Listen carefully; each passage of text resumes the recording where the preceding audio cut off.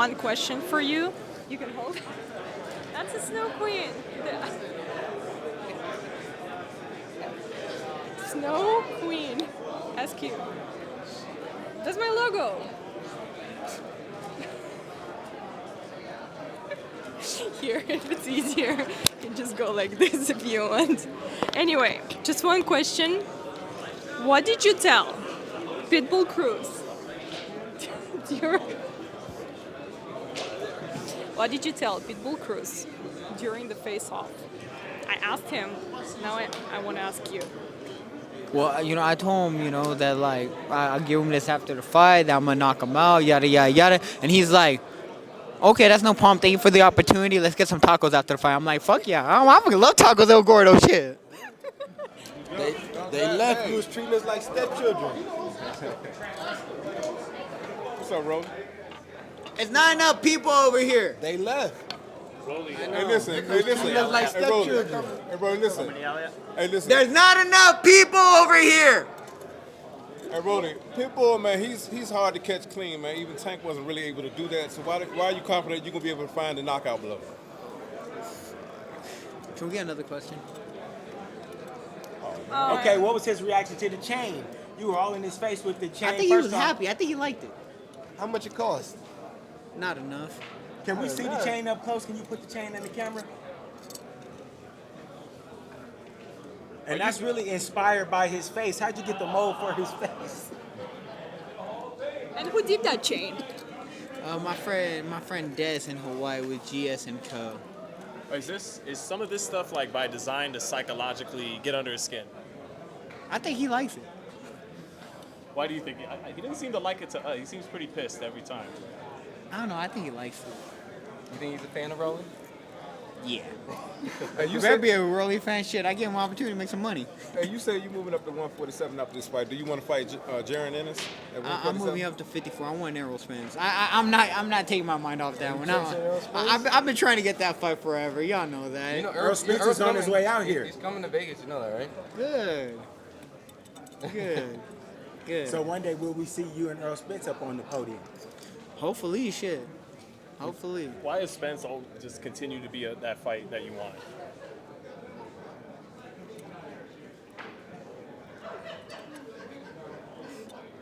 It's a good answer. It's a good answer. Hey, Teofimo said he got no friends in boxing and he want to fight you. Is that a fight you'd be willing to entertain? I don't think he has friends outside of boxing either. Is that a fight you'd be willing to entertain?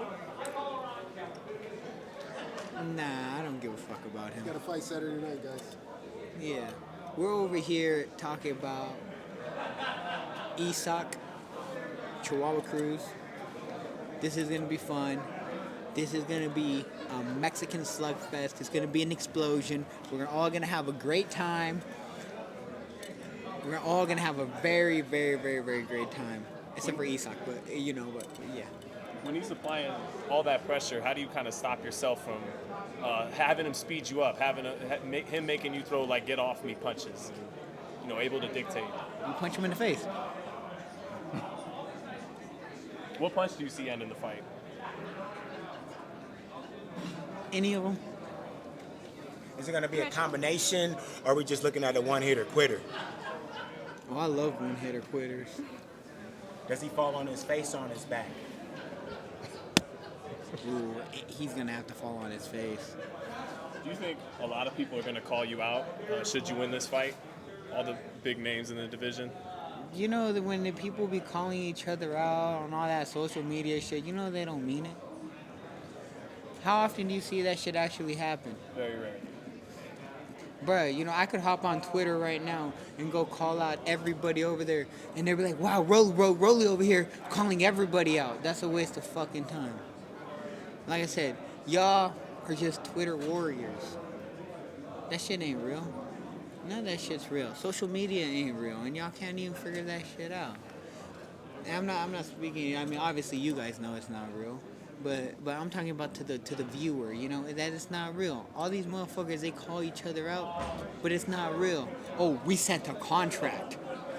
Yeah, you sent a contract with nothing on it, asking for, I don't know, $10 million to fight a dude from Mexico.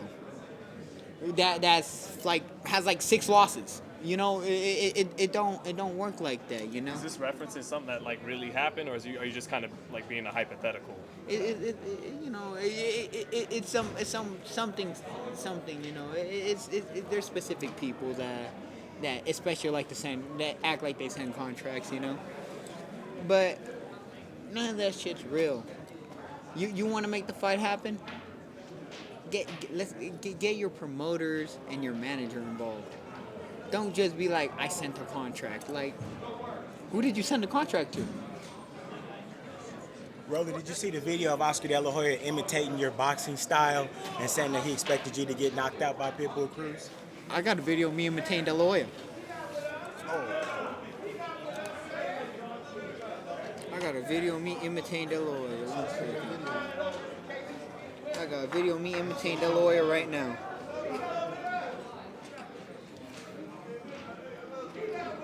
Where is it?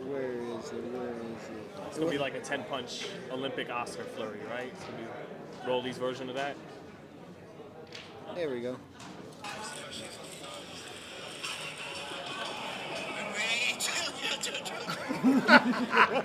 Wait, play that one more time for us. Yeah, one more time.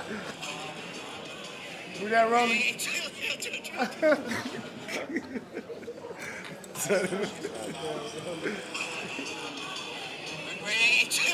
Oh, referencing that Oscar does cocaine. That's what that is. Is that what that was, Rolly? Yeah. Yeah, I told you I got a video of me imitating the lawyer too. It's not that difficult. I don't have the other videos of me imitating him though. I most definitely would not do those. Did you like him growing up though as a fighter? Like, you know, before all this happened? I liked it when he whooped Fernando Vargas' ass. Yeah, I like that one. He got he pushed out with Trinidad. What else? He for sure pushed out with Bernard. You know, but you know him and Ryan have the same thing going. They like to go down from fake body shots. So yeah. Do you think Ryan is going to go down fighting Devin? Do you think he loses by KO?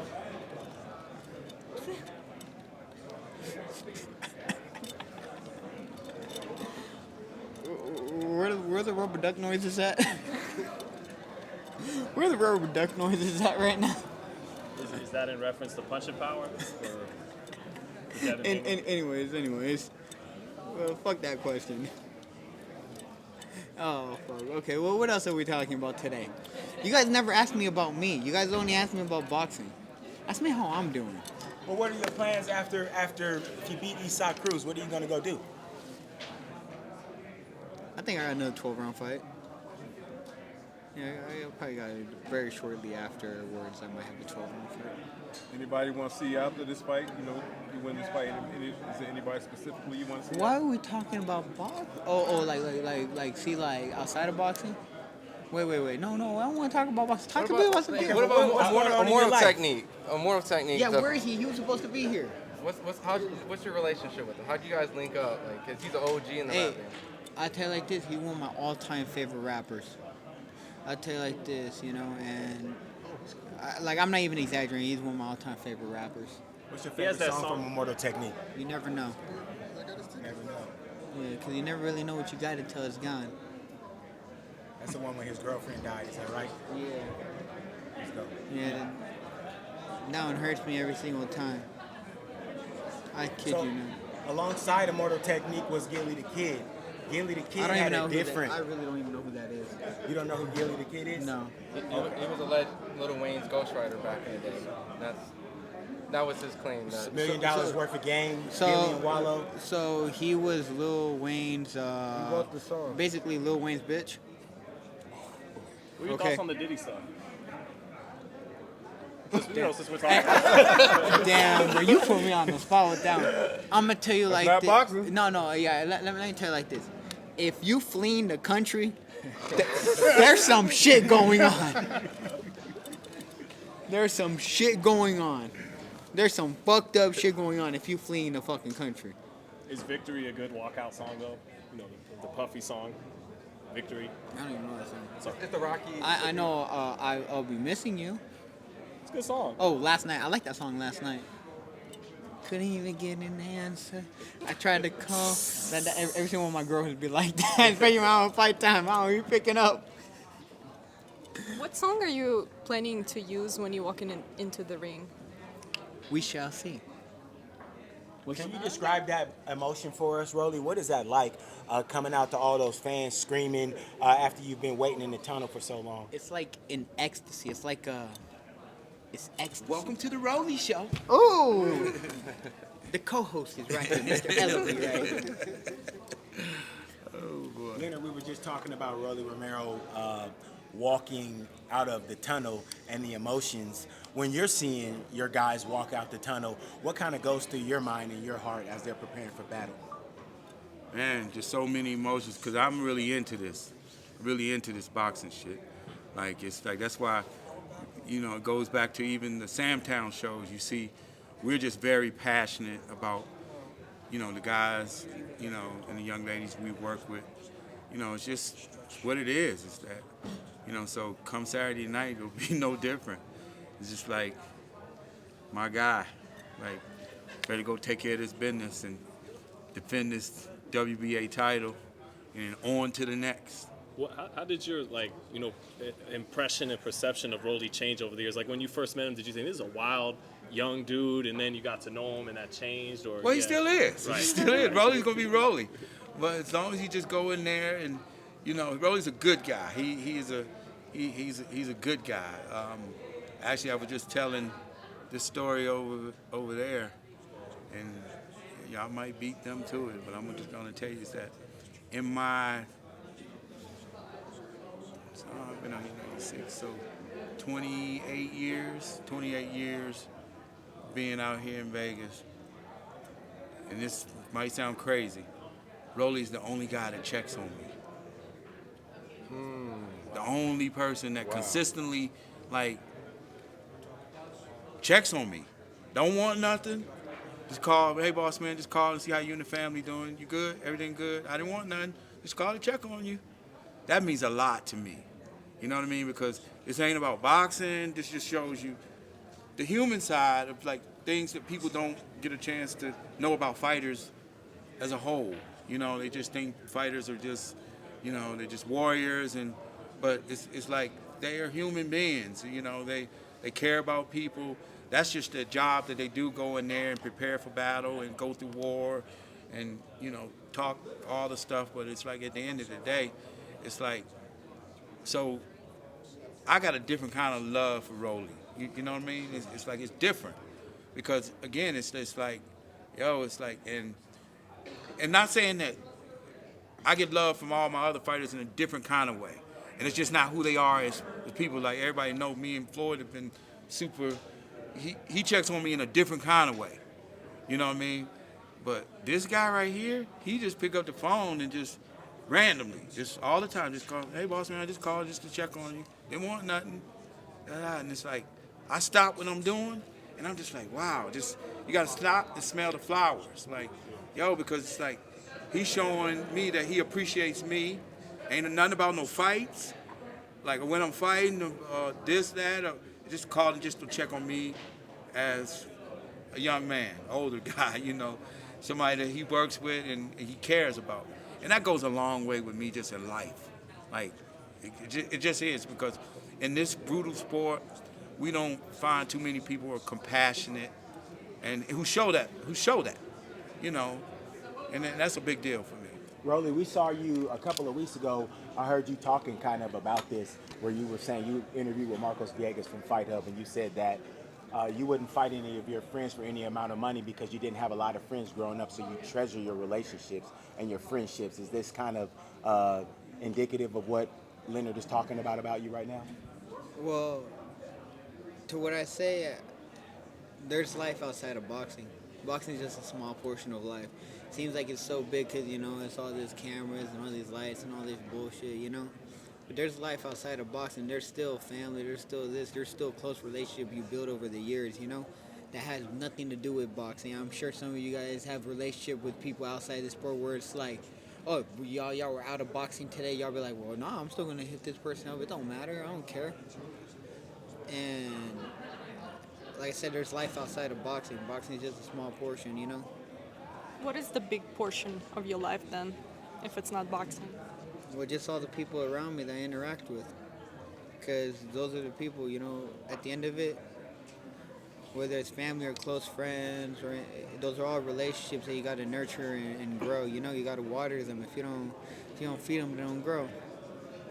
And that's true. And I give you another great example.